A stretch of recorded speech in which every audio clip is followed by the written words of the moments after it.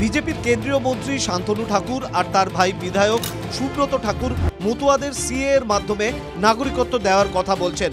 Camp করে ধর্মীয় পরিচয়পত্র দেওয়ার পর এবার ঠাকুর বাড়িতেই দুটো সিএ ক্যাম্প খুলেছেন দুই ভাই। আর সাংসদ মমতা বালা ঠাকুরের নেতৃত্বে মতুয়া সম্প্রদায়ের একটা অংশ অনির্দিষ্টকালের জন্য অনশন শুরু করেছেন। তাদের দাবি নিঃশর্ত নাগরিকত্বের। এবার অভিষেক বন্দ্যোপাধ্যায়ের বার্তা নিয়ে অনশন মঞ্চে হাজির হলেন শশী পাজা, স্নেহাশিস চক্রবর্তী এবং তন্ময় ঘোষ। তারা একটা রাজ্যে জিতেছেন বলে তারা বলছেন যে এখানে অরাজকতা আছে, এখানে নাকি সকলেই রোহিঙ্গা, প্রত্যেকেই অনুপ্রবেশকারী, প্রত্যেকে বাংলাদেশ, এবং তাই বিহারের পরে তারা বাংলায় আসবেন জব্দ করার জন্য। এর বিরুদ্ধে তো লড়াইটা চলবে। অনশন করছেন, শ্রদ্ধা জানাই আমরা, কিন্তু বেঁচে থাকতে হবে। কয়েকদিন আগেই আন্দোলনের পাশে থাকার বার্তা নিয়ে মমতা বালাদের অনশন তুলে নিতে অনুরোধ করে গিয়েছেন কংগ্রেস নেতা অধীর চৌধুরী। দেখা করে গিয়ে কেন্দ্রীয় স্বরাষ্ট্রমন্ত্রীকে চিঠিও দিয়েছেন তিনি। সেখানে অবিলম্বে অর্ডিন্যান্স জারি করে মতুয়াদের নাগরিকত্ব দেওয়ার আবেদন জানিয়েছেন প্রাক্তন বিরোধী দলনেতা। অনশন মঞ্চ গিয়ে সমর্থন জানিয়ে এসেছেন সিপিএম নেতা সুজন চক্রবর্তীও। অনুপ্রবেশকারী বলে প্রথম দাগিয়ে দিয়েছিলেন মমতা ব্যানার্জি নিজেই, এবং তার বিপদ আজকে সবাইকে ভোগ করতে হচ্ছে। এনিহাউ এগুলো পুরোনো কথা। আমি শুধু বলেছি যে যে যার দলমত যা পারে করুক, কে কাকে ভোট দেবে তাদের ব্যাপার, কিন্তু ভোটের অধিকার কেড়ে নেবার এই প্রচেষ্টা আমরা ঘৃণ্যভাবে বিরোধিতা করছি। মতুয়াদের নিয়ে সব দলের দড়ি টানাটানিকে কটাক্ষ করতে ছাড়েনি বিজেপি।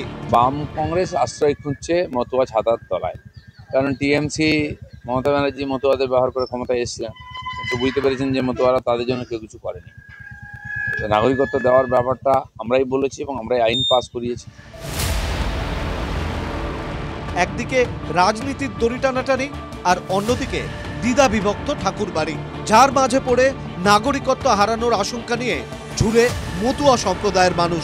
অভিষেক বন্দ্যোপাধ্যায় যে অল ইন্ডিয়া মত মহাসংঘে চিঠি লিখেছে সেটাকে সম্মান জানিয়ে আমরা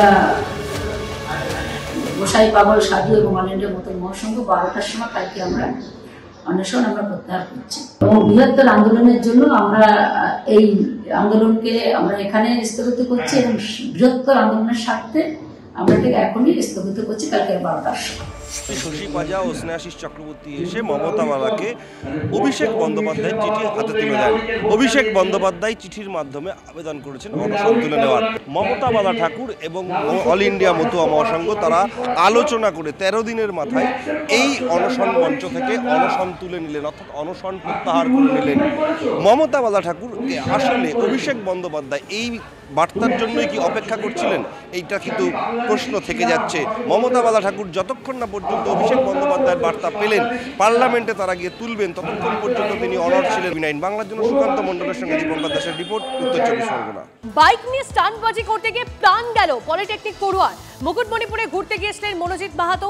মুকুটমণিপুর বাঁধের পাড়ের রাস্তায় স্টান্ট দেখাতে শুরু করেন মনোজিৎ। সেই সময় নিয়ন্ত্রণ হারিয়ে গার্ডওয়ালে ধাক্কা মারে বাইক। গুরুতর আহত অবস্থায় হাসপাতালে নিয়ে যাওয়া হয় ছাত্রকে। সেখানেই মৃত বলে ঘোষণা করেন চিকিৎসক। সেখানে টার্নিং ছিল সামনে, তো ওভার স্পিডিংটা কন্ট্রোল করতে পারেনি, তাই জন্য ও ওই সাইডে যে আমাদের দেখতে পাচ্ছেন রাস্তার সাইডটা, ওই সাইডে ধাক্কা লেগে একদম ওই লাইট পোস্টে ওর মাথাটা ধাক্কা খেয়ে গেছিলো। তারপর পুরো অবস্থা খারাপ হয়ে স্পট ডেট হয়ে গেছে।